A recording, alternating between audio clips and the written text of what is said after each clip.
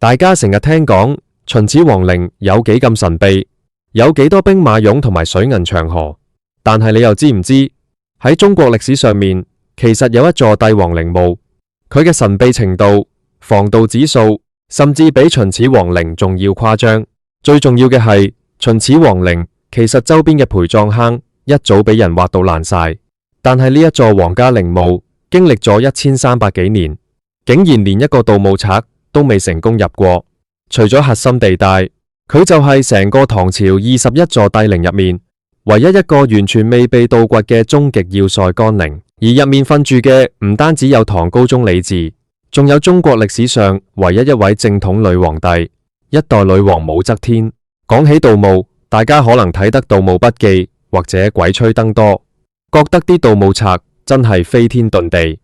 乜嘢機關都難佢哋唔到。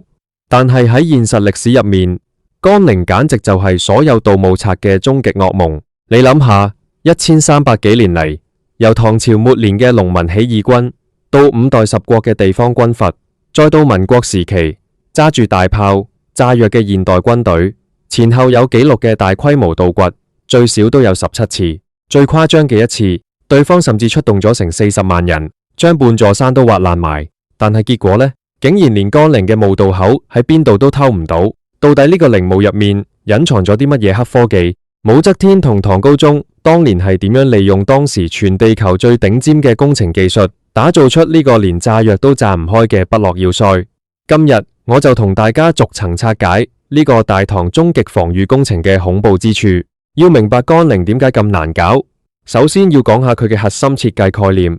，4個字：因山為陵。喺西漢或者明清時期，大部分皇帝嘅陵墓都係積土成山，意思即係喺平地上面挖個大坑，起好地宮之後，再用人工運啲泥土過嚟，堆起一座好似山咁高嘅封土堆，好似秦始皇陵或者明13陵咁。雖然規模好大，但係對於盜墓賊嚟講，只要你肯使力、夠時間，準一個地方拼命向下面挖，總有一日會挖到地宮嘅天花板。但係到咗唐朝，太宗李世民開始，佢哋就玩一隻完全唔同嘅概念。李世民開創咗因山為陵嘅做法，意思即係唔再自己堆山，而係直接接一座由堅硬花崗岩或者石灰岩組成嘅天然大山，然後喺山腰或者半山絕壁上面橫向咁往山體內部開鑿，直接喺成座山嘅正中間挖出一個巨大嘅地下宮殿。乾陵所選嘅地方就係位於陝西咸陽乾縣嘅梁山。呢座梁山好神奇，佢有3個山峰，北峰最高，海拔有1047.9米，而乾陵嘅地宮就正正隱藏喺呢個北峰嘅山腹入面。由外觀睇埋去，成座山就係佢嘅封土。你想用人工去挖開一座高1000多米嘅天然大山，簡直係痴人說夢。所以對於盜墓賊嚟講，想入乾陵唯一嘅方法就係到當年開鑿山體時留低嘅唯一一條通道，亦即係墓道。只要將墓道入面填塞嘅嘢清走，就可以順理成章入到地宮。武則天同埋當時嘅大唐頂級工程師自然一早預料到呢一點。既然墓道係唯一嘅弱點，咁佢哋就將呢條墓道造成全人類建築史上最恐怖嘅防線。根據現代考古學家利用高科技地質雷達同埋局部勘探得出嘅數據，乾陵嘅墓道全長有63米，闊度有3.9米，呈一個斜坡狀，一直向下延伸到山腹深處。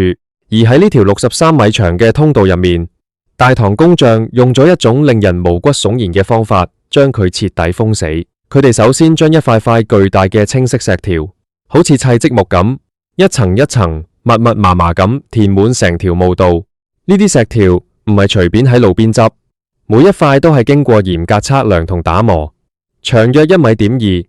闊60公分，厚30公分。成條墓道總共用咗整整39層石條，合共4000幾塊。如果只係就咁擺石條，盜墓賊只要有時間，一塊一塊搬走都總會搬完。所以武則天製出了當時最頂尖嘅反盜墓黑科技。首先係燕尾鎖扣，工匠喺每塊石條嘅接觸面上面都開鑿出一個好似燕尾形狀嘅凹槽。當兩塊石條拍埋一齊嘅時候，兩個凹槽就會組成一個雙燕尾嘅空間。跟住佢哋會將預先鑄造好、重達幾十斤嘅鐵山或者銅扣，狠狠咁卡入呢個凹槽入面。咁樣一來，左右、前後、上下嘅石條就會好似卡榫一樣，死死咁鎖扣喺一齊。你想搬走其中一塊，對唔住，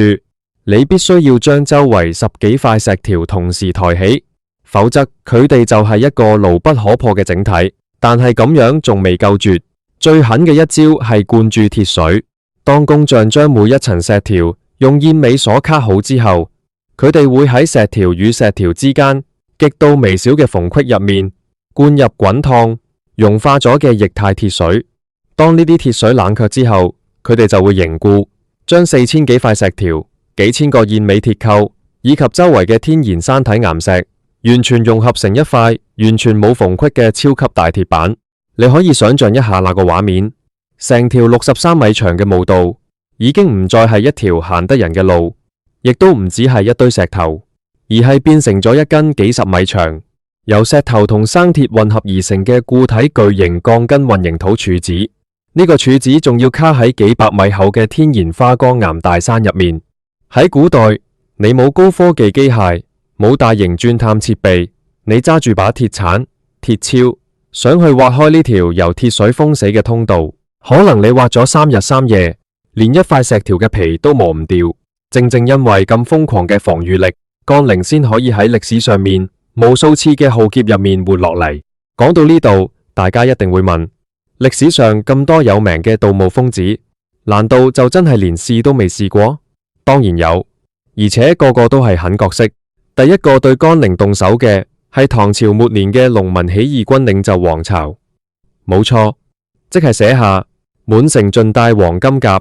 嗰個黃巢。喺公元880年左右，黃巢攻陷咗長安，建立咗大齊政權。雖然做咗皇帝，但係打仗要錢，養幾十萬軍隊，更加要大量黃金。於是黃巢就將目光投向咗離長安唔遠嘅唐朝帝陵。佢知道唐朝國力強盛，皇帝死後陪葬品無數，而江陵作為高宗同武則天嘅合葬墓，入面嘅金銀財寶絕對係天文數字。黃巢係一個狠人，佢唔玩咩尋龍點點、偷偷摸摸，佢直接派咗整整40萬起義軍士兵，帶齊工具，開赴梁山。佢嘅戰術非常簡單粗暴，既然我唔知你條墓道喺邊度，咁我就將你成座山挖開，40萬人一齊開工。大軍喺梁山嘅西側開始瘋狂挖掘，日夜不停。你可以想象下40萬人一齊鏟山嘅震撼畫面，簡直係將成座山嘅地貌都改變埋。佢哋喺梁山挖出一條巨大到好似峽谷咁嘅深溝，呢條溝直到今日都仲喺度，被後人稱為黃巢溝。但係梁山係一座天然嘅石灰岩大山，越挖到深處，石頭就越硬。黃巢嘅軍隊雖然人多，但係缺乏專業嘅爆破工具，單憑人力去鑿石頭，進度慢到令人髮指。更搞笑嘅係，黃巢根本就搞錯咗方向。江陵真正嘅墓道口其實係喺梁山嘅南面，而黃巢帶住40萬人喺西面拼命挖，結果挖到大山嘅核心，除咗硬邦邦嘅岩石之外，乜都摸唔到。最後因為唐朝嘅軍隊開始反攻，長安局勢吃緊，黃巢唯有帶着極度嘅不甘，無奈咁撤走。40萬人挖咗幾個月，連江陵嘅大門朝邊度開都未知。武則天嘅因山圍陵防線贏咗第一仗，到咗5代十國時期，第二個挑戰者出現。嗱，呢個人叫溫韜。喺中國盜墓史上，溫韜簡直就係一個魔王級別嘅存在。他是當時耀州嘅節度使，利用手頭上嘅軍權喺佢管轄嘅關中地區瘋狂盜墓。唐朝在關中一共有18座帝陵，人稱唐18陵。而呢個溫韜竟然憑着一己之力，帶住軍隊先後挖開咗其中嘅17座，連一代雄主李世民嘅昭陵入面陪葬嘅無數珍貴字畫，包括傳說中嘅蘭亭集序，都係被溫韜親手毀掉同盜走。可以話唐朝皇帝嘅遺骨大部分都被呢個人羞辱過。挖完17座之後，溫韜嘅名單上面就只剩返最後一座，亦係最大最富有嘅一座江陵。溫韜帶住大軍信心滿滿咁來到梁山。他吸取咗黃巢嘅教訓，冇盲目去挖西面，而是利用專業嘅工匠去尋找墓道。但係當溫韜嘅軍隊剛剛準備上山，開始動工挖掘嘅時候，神奇嘅事情發生啦。根據《新唐書》同埋地方志嘅記載，溫韜嘅軍隊每次一準備開挖，原本晴空萬里嘅梁山就會突然之間烏雲密布，狂風大作，行雷閃電，甚至下起暴雨和冰雹。狂風吹到士兵連遮都拿唔穩，甚至有嚿石由山頂跌落嚟砸死人。而最詭異嘅係，只要溫韜落令叫軍隊撤退，落返山腳，梁山頂上嘅烏雲就會瞬間散去，重新出現蔚藍嘅天空，風平浪靜。呢種情況接連發生咗3次，古人非常迷信，特別係溫韜做咗咁多傷天害理、掘人祖墳嘅事，心裏面本來就虛。見到呢種好似神明發怒、天崩地裂嘅異象，溫韜同佢手下嘅士兵都嚇到面色發青，大家都傳言話呢個係女王武則天喺天上顯靈，調動雷神嚟守護自己嘅陵墓。溫韜心諗自己雖然貪財，但都唔想被雷劈死，而且前17座陵墓偷到嘅財寶已經幾世用唔完，冇必要為咗乾陵連條命都唔要。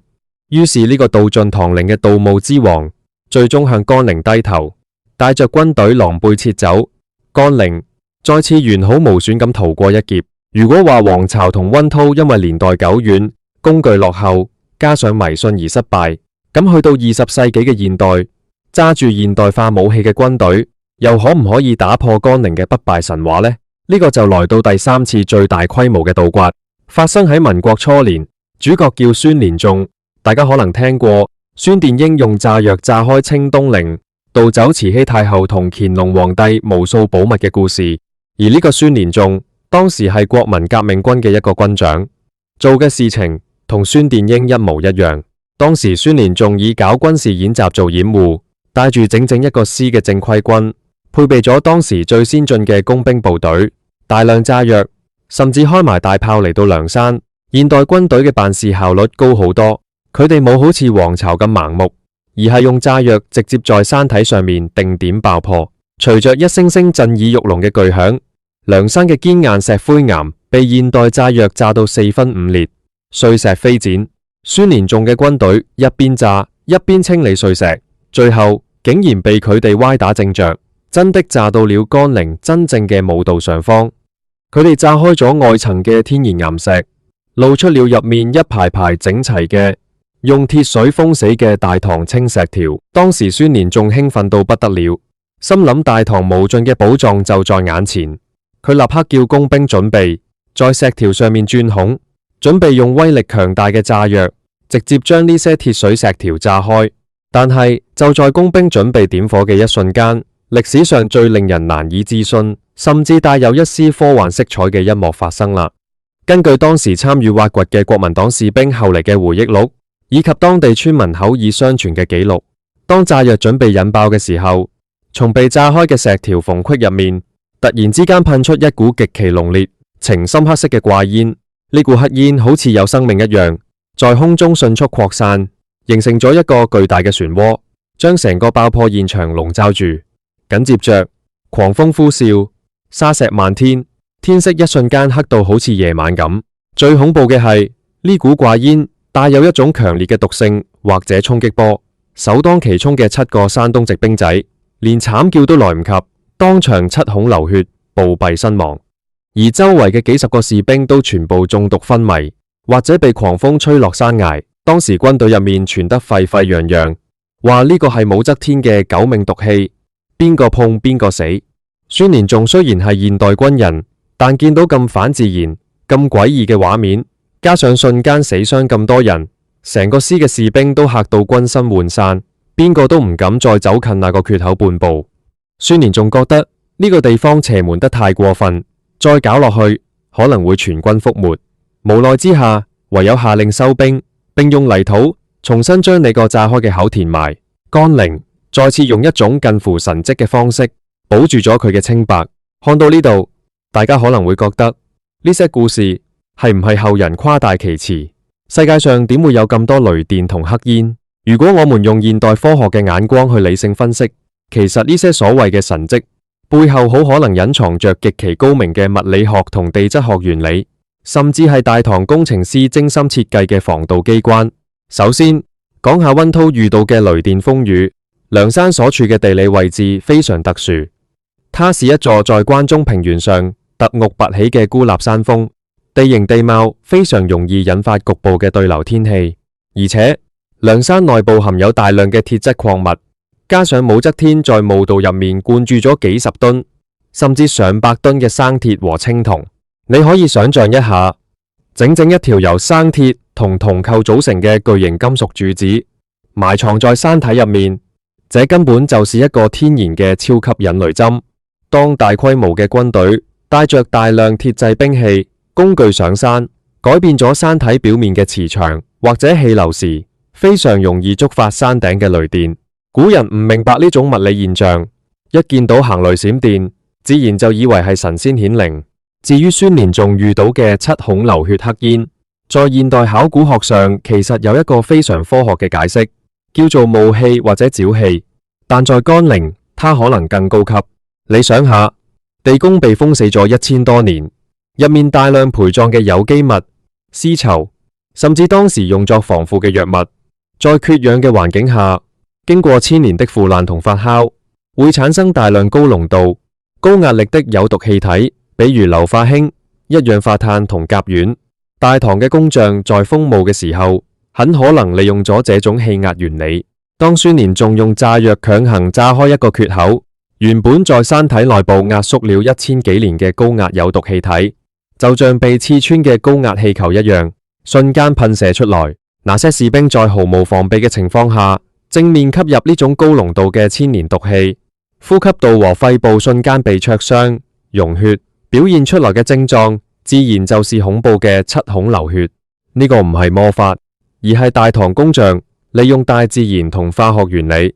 留俾後世盜墓賊嘅一記跨越1000年的致命反擊。正因為甘陵如此固若金湯，直到今日，它依然是中國唯一一座確認地宮位置卻完好無損嘅唐代帝王陵墓。那麼，這座連40萬軍隊都挖不開嘅終極地宮入面，到底藏着些什麼？這才是讓全世界歷史學家同考古學家神魂顛倒嘅地方。根據史書記載，唐高宗李治死嘅時候，正值唐朝國力嘅巔峰時期，當時開元盛世都未開始，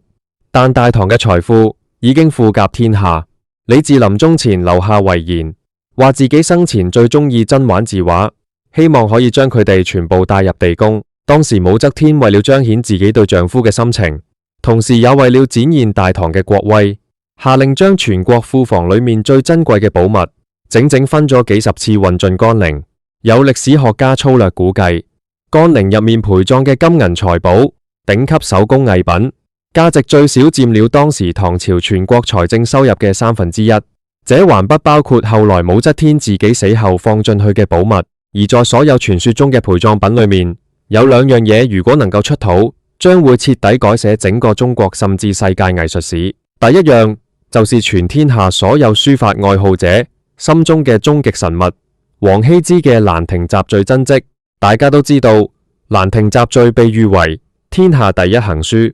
是書聖王羲之嘅巔峰之作。歷史上記載，唐太宗李世民是王羲之嘅超級狂熱粉絲，他一生都在收集王羲之嘅字畫。傳說中，李世民臨死前千叮萬囑兒子李治一定要將《蘭亭集序》真跡放進他嘅昭陵裏面陪葬，所以1800年間大家都以為《蘭亭集序》在李世民嘅昭陵裏面。但係正如我剛才所講，5代十國嘅盜墓狂人溫韜後來把李世民嘅昭陵挖開咗，翻了個底朝天。溫韜把昭陵入面所有貴重嘅字畫都登記造冊，流傳到後世。但係奇就奇在溫韜嘅盜墓清單裏面，竟然完全冇提及《蘭亭集序》，這就引發了一個巨大的歷史謎團。以溫韜對財寶同字畫嘅瘋狂程度，他如果見到《蘭亭集序》，絕對不可能不拿，更不可能不記載。那麼這幅神作到底去了哪裏？現代越來越多嘅歷史學家推測，當年李世民雖然想用蘭亭集序陪葬，但作為兒子嘅李治，同樣是一個極度喜愛書法嘅人，他很有可能玩了一個偷龍轉鳳嘅把戲，用了一幅極高水平嘅摹本，放進父親嘅昭陵，而把王羲之嘅真迹留在了自己身邊。後來李治去世，這幅真正的蘭亭集序就名正言順咁跟隨李治躺進了乾陵嘅地宮深處。如果這個推測是真的，那麼這幅失傳了1000多年的書聖真迹，此刻正安安靜靜咁躺在梁山嘅核心，等待着重見天日嘅那一天。第二樣同樣震撼嘅寶物，則是武則天自己嘅留低嘅無價之寶。武則天活到了82歲，她的一生充滿了傳奇、殺戮、權力和爭議。她死後留下了那塊震古削今、不着一字嘅無字碑，將自己嘅功過留俾後人評說。但在地宮入面，她很可能留下了她自己撰寫嘅，或者記錄她一生真實歷史嘅密檔、起居注，甚至是她與李治之間那些未被正史記載嘅宮廷秘聞。唐朝嘅正史很多都在後來的戰亂中毀壞或者被後世修改。如果乾陵地宮能夠打開，入面保存完好嘅唐代帛書講檔，將會為磨民還原一個最真切，那裏面記錄嘅歷史絕對比任何一部宮廷劇都要精彩百倍。既然乾陵入面有咁多無價之寶，而且現代科技已經如此發達，為什麼我們不去主動挖掘呢？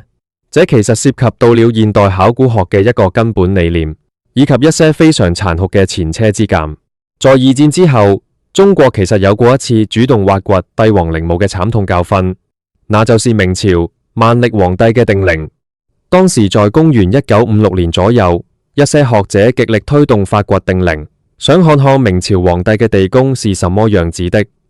那時候嘅技術非常落後，大家以為只要挖開拿出來就可以了。結果當定陵嘅地宮大門被打開嘅那一瞬間，悲劇發生了。由於缺乏先進嘅保護技術，地宮內部保持了100多萬個小時嘅恒溫、恒濕、缺氧環境瞬間被打破，大量湧入嘅新鮮空氣同現代光線，像一把隱形嘅大火，瞬間摧毀了無數無價之寶。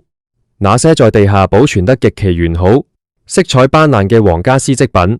龍袍，在接觸到空氣嘅幾分鐘內，就在考古學家嘅眼前，以肉眼可見的速度迅速變黑變脆，最後化為灰燼。無數珍貴嘅木器、字畫因為脫水而瞬間乾裂損毀。這次挖掘被譽為中國考古史上最大嘅一場災難。從那時候開始，中國考古界就定下了一條鐵律，除非是面臨建設破壞或者自然災害嘅搶救性發掘，否則絕對不主動挖掘任何一座大型帝王陵墓。乾陵作為級別最高嘅合葬墓，入面嘅文物，特別是絲綢同字畫，對環境嘅要求苛刻到無法想象。現代嘅科學技術雖然可以用雷達探測到地宮嘅結構，但依然沒有任何一個國家能夠100%保證，在打開地宮嘅同時，能夠完全保護住那些千年字畫不褪色、不風化。如果我們今天為了一時嘅好奇，強行用現代機械去鑽開武則天嘅鐵水封石，去打破那種微妙嘅物理平衡，那麼我們看到的可能不是驚世駭俗嘅蘭亭集序，而是一堆在空氣中瞬間化為烏有嘅塵埃。那樣的話，我們就會成為歷史嘅罪人。所以，讓乾陵繼續保持神秘，讓武則天同唐高宗繼續在梁山嘅大福之中安睡，才是對歷史、對文化最崇高嘅尊重。站在梁山腳下，看着那座巍峨嘅山峰，你不得不佩服1300多年前大唐王朝那種氣吞山河嘅自信與智慧。他們用石頭、鐵水和天地地質建造了一座時間無法摧毀嘅要塞。他不僅僅防住了古今無數嘅盜墓賊，也用一種近乎尊嚴嘅方式拒絕了現代文明嘅粗暴打擾。比秦始皇陵更神秘，唯一個未被盜掘嘅唐代帝陵乾陵嘅神秘，不在於它有多少機關暗箭，而在於它完美利用了大自然嘅力量，將人類嘅工程技術發揮到了那個時代嘅極限。希望今日嘅分享能帶大家走進呢個充滿黑科技與傳奇色彩嘅大唐終極要塞。如果你鍾意呢類歷史揭秘，考古工程嘅內容，記得幫手點讚、訂閱並分享俾身邊嘅朋友。你哋嘅支持係我繼續掘歷史真相嘅最大動力。下期我哋再一齊揭開更多不為人知嘅歷史謎團。我哋下期再見。